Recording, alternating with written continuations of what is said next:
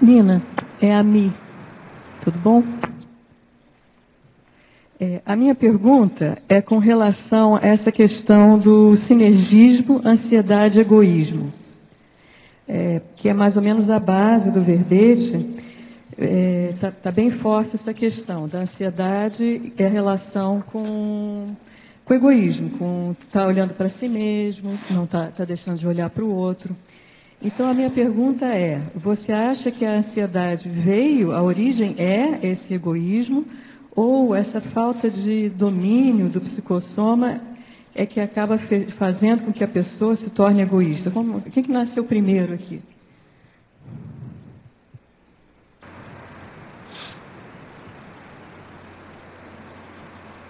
Olha, Ami, eu não sei se a origem começa na ansiedade ou se começa no egoísmo. Isso eu ainda não consegui detectar. O que eu consegui detectar nesse estudo que eu estou fazendo já há um tempo é que a ansiedade e o egoísmo estão bastante voltados para a preocupação. O quanto aquela pessoa que manifesta um egocentrismo ansioso, ela se preocupa com coisas pessoais, sabe? E isso envolve o desempenho, envolve as tarefas, envolve a responsabilidade que ela assume com o trabalho que ela está realizando no momento. E isso faz com que ela coloque algumas coisas em segundo plano. No início, isso acontece de uma maneira inconsciente. No momento que ela começa a ficar consciente disso e ela persistir, isso começa a ficar uma patologia muito grave.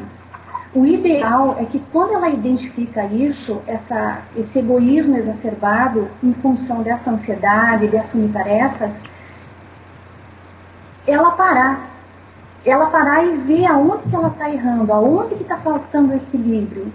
E eu posso te dar um exemplo disso bastante claro. Quando eu estava fazendo o mestrado, eu estava com várias tarefas acumuladas. Eu super valorizei essas tarefas.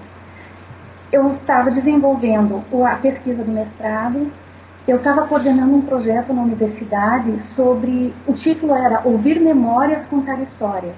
Era um projeto que tinha sido aprovado pelo MEC e a professora na universidade me deu para coordenar esse projeto.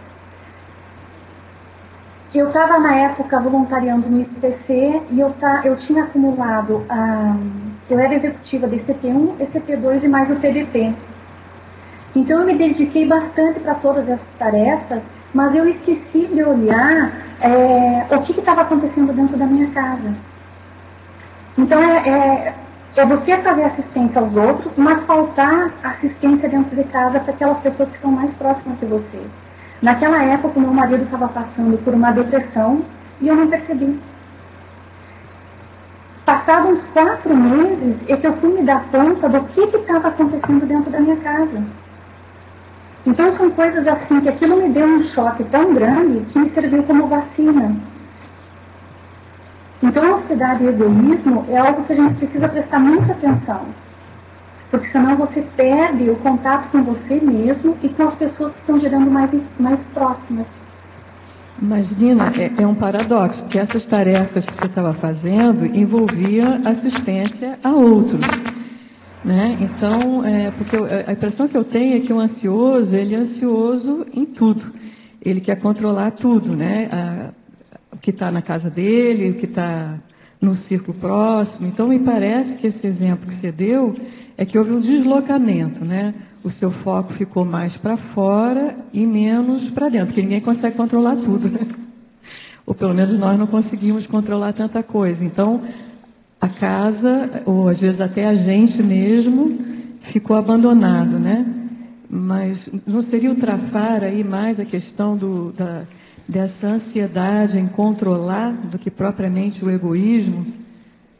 Não sei, é uma coisa que eu penso, porque eu vejo que muitas vezes, eu tenho essa questão da ansiedade, né, Nina? Você sabe. E eu vejo que muitas vezes, antigamente, hoje eu estou melhor, estou mais egoísta até. Eu abri mão do controle do que acontecia à minha volta. Então, de certa forma, aparentemente eu parei de pensar tanto nos outros, que quem quer controlar pensa demais nos outros, né? e deixei que os outros seguissem mais. Não sei se você está me entendendo. Mas, oi Nina, tudo bem? É Dulce. Eu estou aqui me inserindo na conversa. Eu acho que ela está falando. Bem, mas o que eu queria dizer é que eu penso que o controle é bem egoísta. Eu acho que o ato de você ser controlador mostra esse traço ultra... Sim, mas antes de mais nada, é você que está querendo para você ter o controle dos outros, né? Então, eu acho bem egocêntrico. Eu acho que é falta de discernimento. Eu não acho que seja egocêntrico, porque você está... Não é que você queira. Muitas vezes esse controle, e eu acho que muita gente que vem da TACOM tem isso, né? Eu acho que é bem o perfil da pessoa religiosa. Ela quer, aparentemente... Aí tem a ignorância total, né? Mas ela dedica um tempo muito grande a outra pessoa. Mas eu acho, aí, amigo...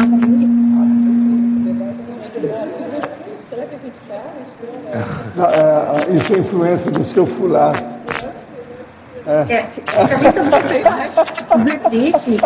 Aí a questão, Ami, eu concordo com a Dulce, porque o que você pensa do outro? Quer dizer, a questão de controlar, você não se põe na condição de controlado, e sim na condição de controlador. Então, pensar do outro, eu posso pensar de várias formas. Eu posso pensar para assistir o outro, eu posso pensar para fazer com que o outro atenda às minhas necessidades. Aquilo que eu desejo, aquilo que eu tenho como objetivo. Então, qual é a qualidade desse pensamento do outro? Concordo. Então, controle, inevitavelmente, passa por um egocentrismo. Concordo contigo. Tá saindo. Também não tem mais. Tá saindo. Tá. Eu concordo contigo, mas é que nem sempre o controlador percebe que ele está controlando. Acho que estou sem som também. Estou completamente sem som. Agora acho que voltou? Então, mas por que não percebe? Porque está centrado em si. O egoísmo... Por que ele não percebe? Ele não consegue ver o outro. Posso colocar uma outra hipótese? É porque ele... Vou colocar a hipótese que eu tenho de mim, né? Tudo isso é reflexão que eu comecei a fazer da minha forma de pensar. É que eu achava que as coisas deveriam funcionar de uma determinada forma. Não que fosse para me trazer benefício, mas era a minha visão do mundo...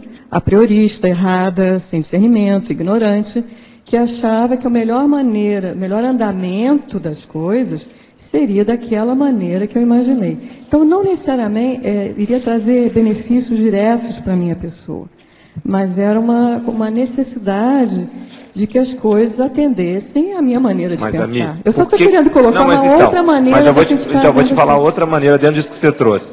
Por que não havia a possibilidade de, na sua concepção, na sua visão, na reflexão, de que teriam outras formas de ver diferentes? Estou aprendendo, né? Mas então veja, o egoísmo, ele Aliás, cega. acho que já aprendi. O que é o egocentrismo? Você é o centro. Então veja, se você tem uma atitude que é o contrário, esse buscar o outro é que permite sair da ignorância. Mas é que a palavra aqui é egoísmo, não é propriamente egocentrismo. Mas está relacionado. Sim, mas é que o egoísmo... O egocentrismo na questão da percepção, o egoísmo na questão do desejo. Egoísmo parece que você está querendo benefícios para você, né? Estou querendo mostrar que... O egoísmo. O egoísmo. Isso. O egocentrismo já é maior, eu concordo contigo, que essa maneira de pensar, mas muitas vezes ela advém de você ter vivido num ambiente que todos pensavam daquela maneira. Então você começa a adquirir a ideia errônea de que aquela é a maneira correta. Sim, mas uma coisa é perceber, outra coisa é controlar. Se controle, você tem o outro. Então você já tem uma ação. Aí não tem como sair de um egoísmo. Mas de qualquer maneira, alguma hora a Nina Rosa vai voltar, não? A gente roubou. Tem que devolver para ela. Que eu queria ver o ponto de vista dela, não o meu. O meu eu já conheço. Só de complementar essa questão que você falou do paradoxo. O egocentrismo ansioso, ele é um paradoxo. Se você dá uma olhada na paradoxologia, eu coloquei assim, o paradoxo da visão centrípeta, bloquear primeiro a autoassistência e depois a consciência ela é tão desassossegada que ela não percebe as próprias ações e reações somáticas. E o controle também entra nisso. O ansioso ele fica muito ansioso quando ele começa a ver que ele não tem controle sobre algumas coisas, que ele tem limites. E é justamente o estudo desses limites que vai nos ajudar a relaxar, que vai nos ajudar a liberar essa energia ansiosa, para poder fazer uma profilaxia.